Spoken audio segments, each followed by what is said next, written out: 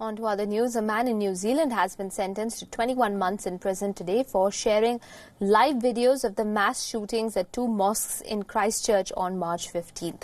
According to reports, the 44-year-old named Philip Arps pled guilty to charges of distributing objectionable material after sharing copies of the live stream video with about 30 people. The gunman who killed 51 people in the Christchurch mosques shared the attacks on his Facebook Live while the operation was ongoing. Despite the New Zealand government strictly outlawing the sharing of massacre videos, Arps had shared a modified version of those shootings, adding another body count to the original one. Under New Zealand's laws, this is a punishable offence which could land one up to 14 years in jail.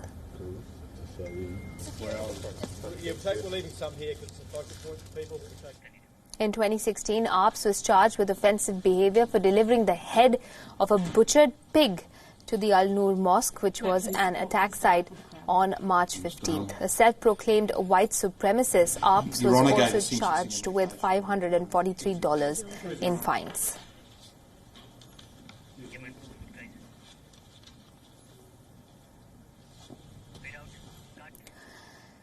In more news from war-torn Yemen, the United Nations has alleged that Yemen's Houthi rebels are diverting essential food supplies from the country's starving population.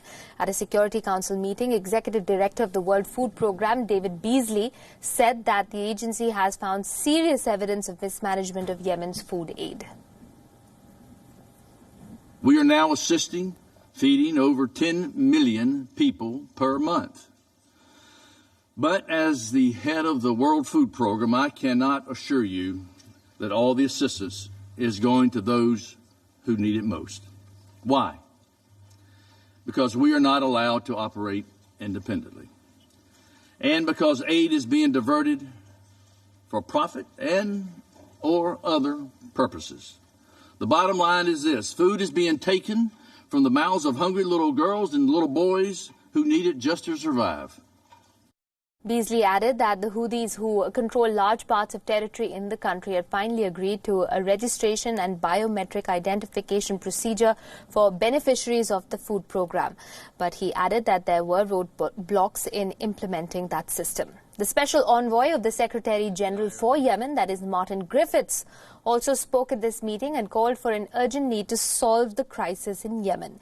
Griffiths noted that in early 2017, humanitarian organizations were providing aid to about 3 million people every month and are now reaching more than 10 million a month.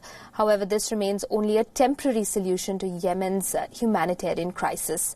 The war in Yemen intensified in early 2015 when a Saudi-led coalition joined the government fight against Houthis, instituting an aerial bombing campaign.